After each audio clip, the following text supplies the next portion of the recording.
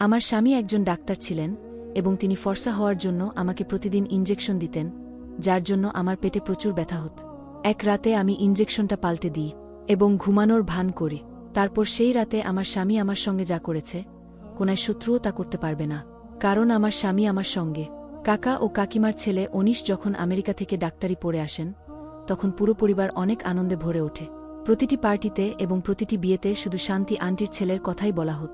প্রত্যেক মহিলাই চেয়েছিলেন অনিশ তার মেয়েকে পছন্দ করুক, এবং প্রতিটি মেয়েই অনিশকে বিয়ে করতে চেয়েছিল। অনিশ শুধু ডাক্তারি পড়েই আসেনি, সে এখানে এসে একটি বড় ক্লিনিকও খুলেছে, এবং তিনি ক্লিনিক কাজ শুরু করেছেন। এখানে তিনি কত টাকা উপার্জন করতে পারবেন তা অনুমান করা খুব সহজ ছিল। আমি আমাদের পরিবারের একমাত্র মেয়ে ছিলাম যে অনিশকে বিয়ে করার স্বপ্ন দেখিনি, কারণ আমি তার প্রতি আগ্রহী ছিলাম না। আমি কালো মেয়ে ছিলাম, আমার চোখ সুন্দর ছিল, আমি লম্বা ও ছিলাম, কিন্তু কালো রং আমার সৌন্দর্য কেড়ে নিয়েছি। কেন সে অন্যান্য পরিবারের ফর্সা মেয়েদের ছেড়ে আমাকে বিয়ে করবে? যা সম্ভব ছিল না তা ভেবে আমি নিজেকে ব্যস্ত করতে চাইনি। অন্যান্য পরিবারের মেয়েরা আমার চেয়ে বেশি শিক্ষিত ছিল, তারা ধনীও ছিল, আমরা মধ্যবিত্ত শ্রেণীর মানুষ ছিলাম। আমরা গরিব ছিলাম না, কিন্তু অন্যদের তুলনায় আমাদের টাকা ছিল একটু কম। একদিন আমি অসুস্থ হয়ে পড়ি, আমার মনে হয় যে আমার রক্তচাপ কমে গেছে। তখন আমি আমার মাকে বলি যে আমি অসুস্থ, আমাকে ডাক্তারের কাছে যেতে হবে।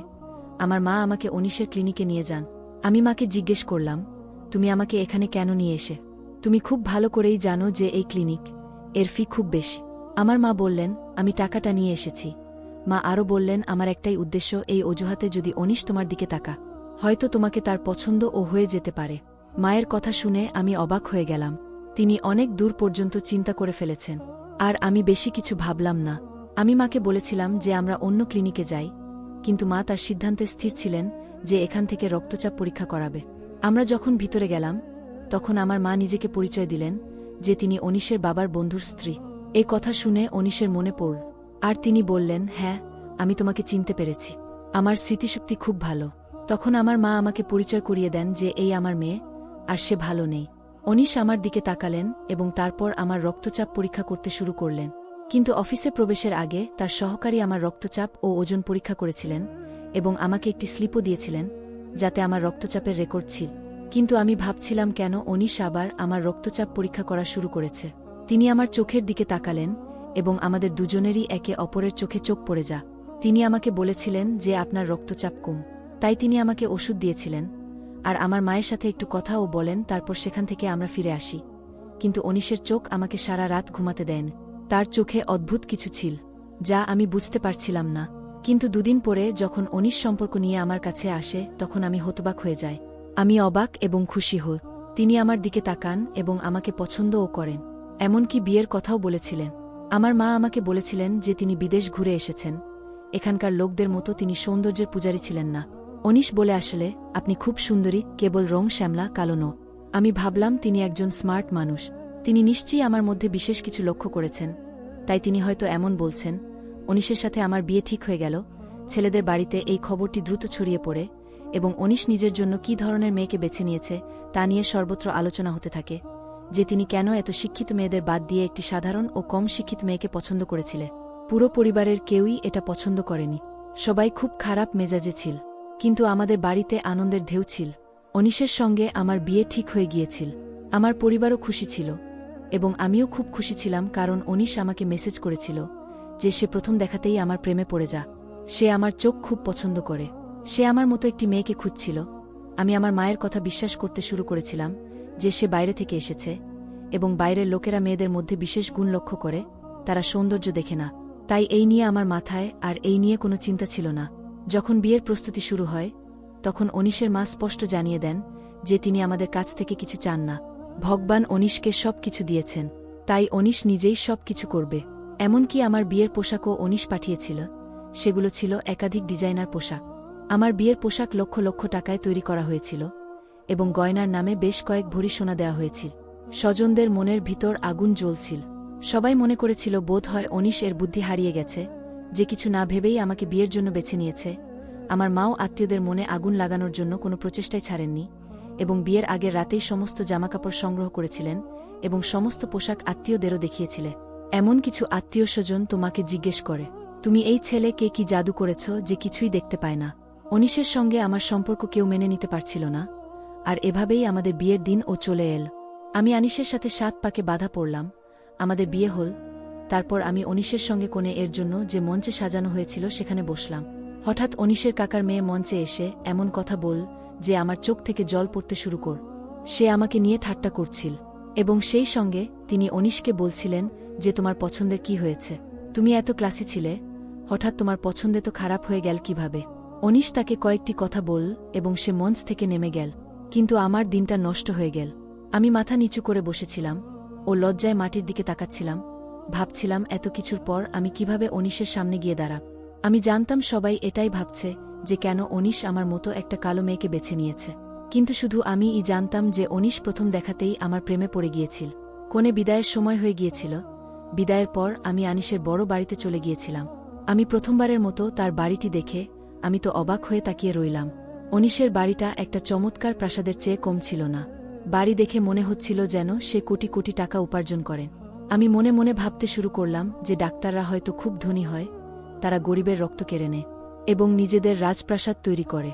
কিন্তু এই রাজপ্রাসাদটি কিভাবে তৈরি হয়েছিল তা আমি অনেক পরে জানতে পেরেছি। আমার শাশুড়ি মানে অনিশের মা আমাকে অনিশের ঘরে নিয়ে গিয়ে বসিয়েছিলেন, কিন্তু অনিশের কাকার মেয়ের কথাগুলো তখনও আমার কানে বেজে যাচ্ছিল এবং আমার ভেতরে আগুন জ্বলছিল। রুমে এসির ঠান্ডা ভাব থাকা সত্ত্বেও আমি আমার মাথায় ব্যথা অনুভব করছিলাম। ঈশ্বর আমার ভাগ্য এত উজ্জ্বলভাবে লিখেছিলেন যে অনিশ আমার জীবনসঙ্গী হয়ে গিয়েছিল, কিন্তু আমার মুখের কাল রং এই আনন্দকেও কমিয়ে দিয়েছিল। কিছুক্ষণ পর অনিশ ঘরে এসে আমার মুখ দেখে বুঝতে পারে যে আমার ভেতরে কি চলছে। কি ব্যাপার রোশনি, তুমি কি এখনও খুশবুর কথা ভাবছ? আমি যখন অনিশের দিকে তাকালাম তখন সে বলল, ভালোবাসা এমনই যে কাছের মানুষ কিছু না বললেও সব বুঝতে পারা যা। অনিশের কথা প্রেমে পূর্ণ ছিল এবং আমি আমার সৌভাগ্যে খুশি ছিলাম। সে বলে, চিন্তা করবেন না, আমি শীঘ্রই আপনার জীবনের এই সমস্যার সমাধান করব। কেউ আপনাকে আপনার রং সম্পর্কে কিছু বলবে না। আজকাল এতগুলি চিকিৎসা রয়েছে যে কয়েকটি ইনজেকশন দিয়ে আপনার রং ফর্সা করা যাবে। আমি তোমার কালো রং ভালোবাসি, কিন্তু আমি তোমার চোখে জল দেখতে পাচ্ছি না। সুতরাং আমি সিদ্ধান্ত নিয়েছি যে আমি গায়ের রং ফর্সা করার ইনজেকশনের মাধ্যমে আপনাকে অন্যান্য মেয়েদের মতো ফর্সা দেখাব। আমি অনিশের দিকে তাকালাম, বললাম, এটা কি সম্ভব যে আমার রঙও ফর্সা হবে এবং অন্যান্য মেয়েদের মতো সাদা হয়ে যাব? অনিশ হেসে বলল, এই যুগটা অন্যরকম, এখানে সবকিছুই সম্ভব। যার টাকা আছে সে সবকিছু অর্জন করতে পারে। এমনকি কত লোকেরা অস্ত্রোপচারের মাধ্যমে তাদের শারীরিক গঠন অবধি পাল্টে দেয়। আপনাকে তো শুধু রং সাদা করতে হবে। অনিশ আমাকে প্রতিশ্রুতি দিয়েছিল যে পরের দিন সে আমার চিকিৎসা শুরু করবে। আমি আমার চিন্তার চেয়ে বেশি আনন্দ পেয়েছিলাম। যে আমাকে আমার স্বামীর চোখে নিচু রাখতে চেয়েছিল, আমি এখন তার কাছ থেকে প্রতিশোধ নিতে পারব। অনিশ আমাকে খুব ভালোভাবেই গ্রহণ করেছিল এবং আমি তাকে আমার সাথে পেয়ে খুব খুশি হয়েছিলাম। অনিশের সাথে দেখা করে আমার মনেই হয়নি যে তিনি আমেরিকা থেকে এসেছেন। তার মুখে কোনো অহংকার ছিল না, তার কথায় আমেরিকান কোনো বৈশিষ্ট্য ছিল না। তিনি একজন সাধারণ মানুষ ছিলেন যিনি আমার প্রেমে পুরোপুরি পাগল হয়ে গিয়েছিলেন। বিয়ের পরের দিন অনিশ আমাকে বলেছিলেন যে তিনি তার একজন ডাক্তারের সাথে কথা বলেছেন এবং আমাকে প্রতি রাতে একটি ফর্সা হওয়ার ইনজেকশন দেয়া হবে এবং আমি 1 সপ্তাহের মধ্যে তার পার্থক্য দেখতে পাব। আমি আয়নার সামনে দাঁড়িয়ে প্রস্তুতি নিচ্ছিলাম। অনিশের কথা শুনে আমি আমার কালো রঙের দিকে এক নজর তাকালাম এবং আমার মুখে হাসি এলো এই ভেবে যে আগামী দিনগুলিতে আমি চাঁদের মতো উজ্জ্বল হতে শুরু করব। অনিশ আস্তে আস্তে আমার কাছে এসে আমাকে তার কোলে জড়িয়ে নিয়েছিল। আমাকে প্রতিশ্রুতি দিতে বলেছিলেন যেন আমি এই চিকিৎসা সম্পর্কে কাউকে কিছু না বলি, কারণ তিনি চান না মানুষ এ ধরনের বাজে কথা বলে আমার হৃদয়ে আঘাত করুক। আমি প্রতিশ্রুতি দিয়েছিলাম যে আমি চিকিৎসার বিষয়ে কাউকে বলবো না এবং অনিশ সেই রাতে আমাকে প্রথম ইনজেকশন দিয়েছিল। ইনজেকশন দেওয়ার কিছুক্ষণ পরে আমি ঘুমিয়ে পড়েছিলাম এবং তারপরে সকালে যখন চোখ খুললাম তখন আমার পেটে প্রচণ্ড ব্যথা হচ্ছে। আমি বুঝতে পারছিলাম না কেন এই ব্যথা হচ্ছে। এই ব্যথা আমাকে অনেক বিচলিত করেছিল। এই ব্যাপারে আমি যখন অনিশকে বললাম, সে বলতে শুরু করল যে সবকিছুরই একটা পার্শ্বপ্রতিক্রিয়া আছে এবং হয়তো ইনজেকশনের কারণে হচ্ছে, ইনজেকশন এর জন্য ব্যথা পাচ্ছে। এটা 1 সপ্তাহের ব্যাপার, ব্যথা সহ্য করুন। আমি আপনার জন্য এই সব করছি যাতে আপনাকে গোপনে চোখের জল ফেলতে না হয়। আপনি ভাবুন যে আপনার যখন সন্তান হবে আপনি এর থেকেও আরও অনেক বেশি ব্যথা পাবেন, তখন কি করবেন? অনিশের কথা শুনে আমি চুপ করে গেলাম। তিনি ঠিকই বলছিলেন যে সারা বিশ্বের মানুষের মতো আমাদের সন্তানরাও যদি আমার রং নিয়ে ঠাট্টা করে, তাহলে আমি কি করব? বিয়ের পর একজন নারীর একটাই দুর্বলতা থাকে, আর তা হল তার সন্তান। আর এই সুযোগই নেন অনিশ। বাচ্চার নামে আমি প্রতিটি ব্যথা সহ্য করতে প্রস্তুত ছিলাম এবং পরের রাতেও যখন অনিশ আমাকে ইনজেকশন দেয় কিছুক্ষণ পরে আমি গভীর ঘুমে ঘুমিয়ে পড়ি এবং সকালে আবার পেটে ব্যথায় ভুগছিলাম। এই ব্যথা আমার বাইরে চলে যাচ্ছিল, কিন্তু আমি এটি সম্পর্কে কাউকে কিছু বলতেও পারছিলাম না, কারণ অনিশ গোপনে এই চিকিৎসা করছি। আমি সারাদিন পেট ব্যথায় ভুগছিলাম এবং আমার ঘরে দরজা বন্ধ করে শুয়েছিলাম। রাতের পর্যন্ত আমি আমার সব সাহস হারিয়ে ফেলেছিলাম এবং আর কোনো ইনজেকশন আমি নিতে পারিনি। আমি ভেবেছিলাম, আমি যদি একদিনের জন্য ইনজেকশন না নিই তবে এটি সম্ভবত খুব বেশি পার্থক্য হবে না, কিন্তু এতে অনিশের কোথাও খারাপ না লেগে যায়, এই ভেবে আমি গোপনে ইনজেকশন পাল্টে এনার্জিরও ইনজেকশন রেখে দিই। অনিশ আমাকে সেই ইনজেকশন দিয়ে দেয় এবং আমি চোখ বন্ধ করে শুয়ে পড়ি। আমাকে দেখে যেন মনে হয় আমি খুব গভীরভাবে ঘুমিয়ে পড়েছি। এরপর অনিশ আমার সঙ্গে যা করল তাতে আমার আত্মা কেঁপে উঠল যে এটা কেউ কোনো শত্রুর সঙ্গে এমনটা করতে পারবে না, আর আমি তো আনিশের স্ত্রী ছিলাম। আমি উঠে বসলাম এবং আমাকে জেগে থাকতে দেখে অনিশ অবাক হয়ে গেল। আমায় জিজ্ঞেস করলেন, তুমি কি এখনও ঘুমোওনি? আমি রেগে গিয়ে অনিশকে জিজ্ঞেস করলাম, এই সব কি এবং তুমি আমার সাথে কি করছো? প্রথমে অনিশ আমাকে উল্টো পাল্টা উত্তর দিতে থাকে, কিন্তু যখন সে বুঝতে পারল যে আমি এত সহজে চুপ করে বসে থাকব না, তখন সে আমাকে সত্যটা বল। অনিশের পুরো সত্যটা শুনে আমি তো হতবাক হয়ে গেলাম। আর আমি এখন বুঝতে পারলাম কেন অনিশ আমার মতো কালো ও মধ্যবিত্ত মেয়েকে পছন্দ করেছে, অন্যান্য পরিবারের ফর্সা ও শিক্ষিত মেয়েদের ছেড়ে। তিনি ভেবেছিলেন যে আমি খুব সহজে তার ফাঁদে পড়ে যাব এবং তিনি আমাকে খুব স্বাচ্ছন্দ্যে নিয়ন্ত্রণ করবেন, কিন্তু আমি তাদের মধ্যে ছিলাম না যারা এত সহজে চুপ করে থাকবে। আমি তৎক্ষণাৎ চিৎকার করে পুরো বাড়িটা মাথায় তুললাম এবং আমার বাড়িতে ফোন করলাম। অনিশের অনেক চেষ্টা সত্ত্বেও আমি চুপ করে থাকিনি, বরং অনিশের কুৎসিত চেহারা সবার সামনে নিয়ে এসেছি। অনিশের সাথে আমার শাশুড়িও তার অপরাধের সমান অধিকার ছিল, তাই আমার বাবা মা আসার সাথে সাথে তারা কথা বলা বন্ধ করে দেয়। আমার মা বিশ্বাস করতে পারছিলেন না যে অনিশের মতো সহজ মানুষ আমাকে এত ধোঁকা দিতে পারে। বিয়ের তৃতীয় দিনে মায়ের সঙ্গে আমি বাড়ি ফিরলাম। আত্মীয়রা তো কথা বলার জন্য একটি নতুন বিষয় খুঁজে পেয়েছিলেন। সবাই আমাদের ক্ষতস্থানে লবণ ছিটিয়ে দিতে আসছিল। সবার মুখে একটাই কথা ছিল, আমাদের তো প্রথম থেকেই ব্যাপারটা গোলমেলে লাগছিল যে অনিশের মতো ছেলে কিভাবে রোশনির মতো কালো মেয়েকে বিয়ে করতে পারে। কিছু আত্মীয়স্বজন অনিশকে ভালো কথা বলে আমাকে খারাপ কথা বলছিল, কারণ অনিশের মা আমার খারাপ চরিত্রের মিথ্যা গল্প বলেছিলেন। আমার খারাপ চরিত্র এর কথা সব জায়গায় আলোচিত হচ্ছিল এবং আমি আমার দুর্ভাগ্য নিয়ে চোখের জল ফেলছিলাম। আমি দুর্বল হতে চাইনি, কিন্তু মানুষের কথা আমাকে খুব দুর্বল করে তুলেছিল। অনিশের প্রেমময় কথাগুলো আমার কানে কাচের মতো বাজছিল। অনিশ ও তার মায়ের নোংরা কথা আমায় অনেক আঘাত করত এবং আমি আমার ঘরে বন্ধ বসে থাকতাম। আমি মানুষের মুখোমুখি হওয়ার সাহস পাচ্ছিলাম না। তখন আমার বন্ধু আমার সাথে দেখা করতে এসেছিল এবং আমাকে উৎসাহিত করেছিল যে আমি যেন চুপ করে বসে না থাক। অনিশ আমার সাথে যা করছিল তা সম্পূর্ণ অবৈধ ছিল এবং আমার বন্ধু চেয়েছিল যে আমরা দুজনেই অনিশের বিরুদ্ধে আইনি ব্যবস্থা নিই। আমার বন্ধুর চেয়েছিল যে আমরা দুজনেই অনিশের বিরুদ্ধে আইনি ব্যবস্থা নিই। তার স্বামী একজন আইনজীবী ছিলেন এবং তারা দুজনেই আমাকে সমর্থন করেছিলেন। আমার বন্ধুর কথা শুনে আমি তৎক্ষণাৎ হ্যাঁ বলেছিলাম যে আমি অবশ্যই অনিশের মতো ব্যক্তির বিরুদ্ধে ব্যবস্থা নেব। কিন্তু মা যখনই আমার উদ্দেশ্য সম্পর্কে জানতে পেরেছিলেন, তিনি স্পষ্টভাবে জানান যে আমাদের মতো সম্মানিত ব্যক্তিরা আদালতে যেতে পারে না, আর এজন্যই আমাদের মতো মেয়েরা অনিশের মতো মানুষের জন্য সহজ খেলনা বলে প্রমাণিত হয়। আমি রেগে গিয়ে আমার মাকে 2-4 কথা শুনিয়ে দিই। যতদিন আমরা অপরাধের বিরুদ্ধে রুখে না দাঁড়াব, ততদিন তারা আমাদের ওপর জুলুম চালিয়ে যাবে এবং আমি অবশ্যই অন্যায়কারীদের তাদের করা অন্যায় এর উচিত শিক্ষা দেব। আমি অনিশের বিরুদ্ধে মামলা করব, এটা আমি আমার মাকে স্পষ্ট বলেছিলাম এবং আমার বন্ধুর সহায়তায় অনিশের বিরুদ্ধে মামলা ও দায়ের করে। অনিশ ও তার মা ভাবতেও পারেননি যে আমার মতো একজন সাধারণ মেয়ে এত বড় পদক্ষেপ নেবে, কারণ এটি কোনো সাধারণ ঘটনা ছিল না। সুতরাং খুব শীঘ্রই এটি মিডিয়াতে ছড়িয়ে পড়ে এবং মানুষেরা এই ঘটনার তীব্র প্রতিবাদ জানা। যে কেউই এই মামলার কথা জানতে পেরেছিল তারা সবাই অনিশের উপর থুতু ফেলতে শুরু করে এবং অনিশ কারো সামনেই দাঁড়ানোর যোগ্য ছিল না। আমি আদালতে দাঁড়িয়ে সাহসের সঙ্গে অনিশের কুৎসিত চেহারা সবার সামনে তুলে ধরলাম। অনিশ আমাকে একটা উদ্দেশ্যে বিয়ে করেছে, সেটা হলো শিশু। অনিশ আমেরিকার এক মডেলকে বিয়ে করেছিলেন এবং তিনি তাকে ভালোবাসতেন, কিন্তু মডেল তার ফিটনেস নষ্ট করতে চাননি এবং অনিশ একটি সন্তান চেয়েছিলেন। আর এই উদ্দেশ্যেই অনিশ আমেরিকা থেকে দেশে এসেছে। তিনি তার প্রথম স্ত্রীর কাছ থেকেই একটি সন্তান চেয়েছিলেন, তাই তিনি ইচ্ছাকৃতভাবে আমার মতো দরিদ্র এবং কালো মেয়েকে বিয়ে করেছিলেন।